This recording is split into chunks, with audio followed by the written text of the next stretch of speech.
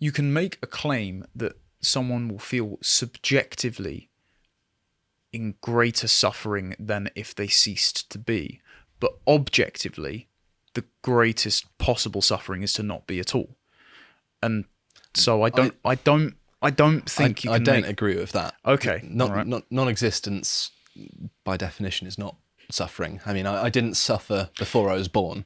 Yeah, well, okay, but also, and this is where the Christians will object to this, is that okay, you can't know. It's I would agree, and this is the fundamental nihilism that we were getting back earlier with, if you didn't know that you were dead, then sure, you just sort of shrug and be unafraid if a nuclear bomb dropped on your head tomorrow, or if you were just miserable, yeah, I can just end it, and I can make a rational choice to end it because I won't be awake the moment I die. But then there's a verse in Maccabees that's a really good analogy for this, which is a cut book from the regular Bible, but the Catholics still keep it in.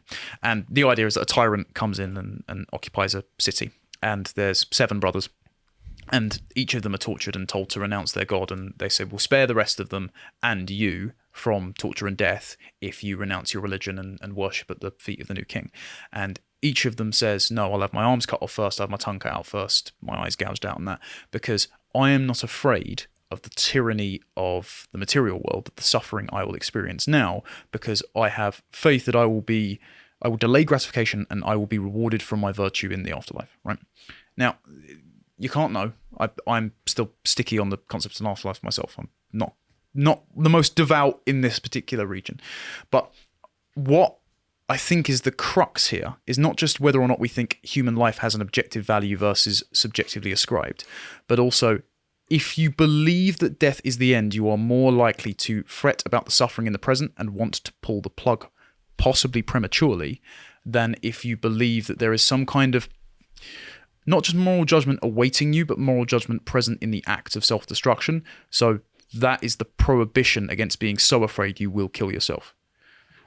And even though I can't fully say on my personal journey that I can buy into the conception of heaven yet, because I have problems with how it's conceived, I don't like the idea of capitulating to fear in the present and cutting it off too quickly. I think conceptualizing it as fear perhaps isn't the most accurate way of putting it, because it could very well be very tangible pain and suffering, right? It's not just fear. And I also think that death isn't anything to be, I don't want to say too afraid of, because that sounds quite macabre, but no, it doesn't. But that would be the Christian perspective.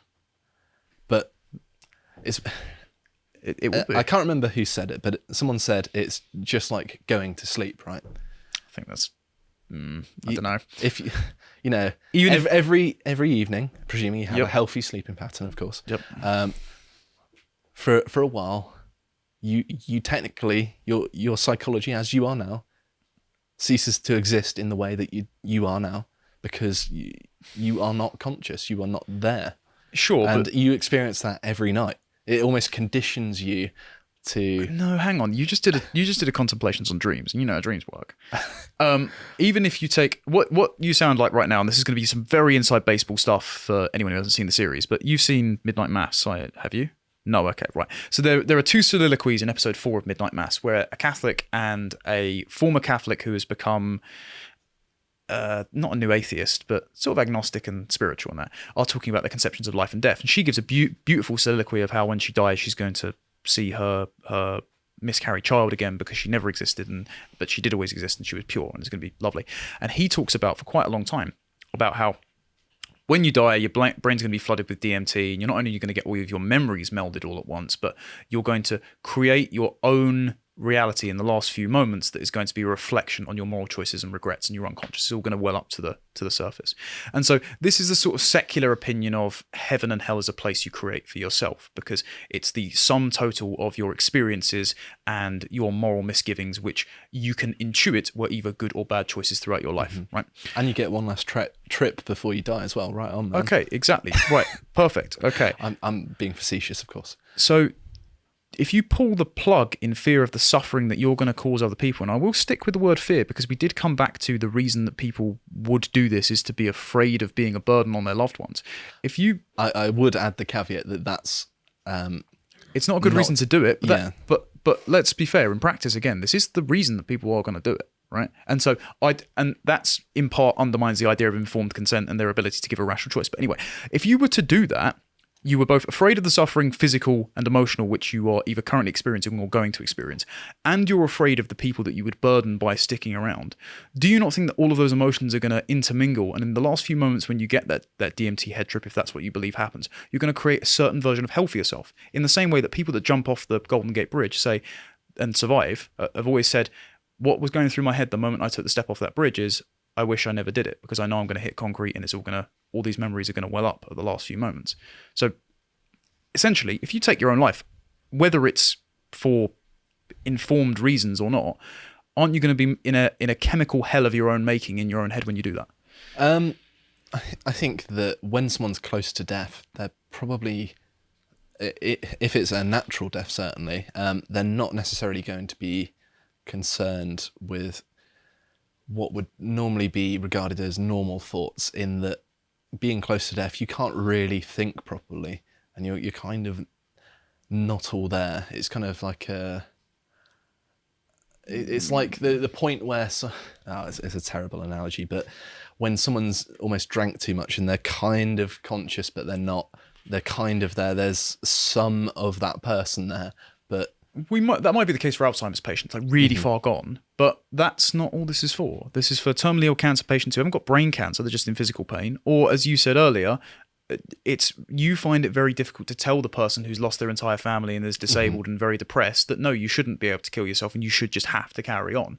So are those people who are fully cognitively aware and just in physical pain and fearing emotional consequences not going to create that hell of their own making, even in the secular conception? Well, I mean, this is talking about something that I can't possibly know about, right? Because I don't know. I've not died before, believe it or not. Neither have I. This is the point. So why would you want to fast track that if you actually don't know the consequences? That's why the Christians will turn around and say, no, I am unafraid of the tyranny of the present, and the material is not all that is. So I won't capitulate to living as a slave. Instead, I'll die and be morally judged. The same way, if people believe this really is a DMT brain trip, okay, do you really want your last thoughts on earth to be an unquantifiable amount of time of reflecting back on your own regrets, fear, and pain and suffering? That sounds like hell to me. And I wouldn't want to bring that upon myself faster than it needs to. I'm not sure it would necessarily work like that. And also, although I'm not suggesting this, it could, be, in theory, be avoided by injecting someone with something that makes them have no conscious mind, like some sort of dose of drugs. Obviously, that's a pretty immoral thing to do in someone's last moments, but there would be ways around it. And I think that it's very difficult to speculate about the nature of something we don't know, and particularly when it comes to the DMT aspect, because how can you know what that experience is going to be like? But that's my exact point. This was the same or point, if it even exists at all. Exactly. Well, this is the same point I made in the abortion one. Okay, if we can't know, we always err on the side of no, because if you were to decriminalize or as they're trying to do, state subsidize euthanasia as a compassionate method, and then we were to discover comatose patients are conscious the entire time, or somehow dementia patients are conscious the entire time, or we were to come up with a cure rather rapidly and implement it the day after this legislation was still enacted, you would have people going, if only I'd waited, or these people were, screaming in their last moments and they never would have known it. That would be an unconscionable thing to live with. So I would fall on the side of, I wouldn't want to risk bumping someone off that didn't need to, and cause them immense pain than pass it through. But the onus would always be on the individual in question. It wouldn't be on anyone else. The choice has to be theirs, right? Well, yeah, but they're not the ones carrying it out if they're a dementia patient or a comatose patient or something. They're always the parties involved. It would be their will enacted on the behalf of them. Sure, but also, and this comes back to the rights conversation that we were kind of having at the start, is maximising your rights the only moral good possible? So just because it's a rational choice, and I've gotten in trouble for saying consent is just not the only moral standard in the past, but just because you choose to do it doesn't make it morally acceptable. To watch the full video, please become a premium member at lotuseaters.com.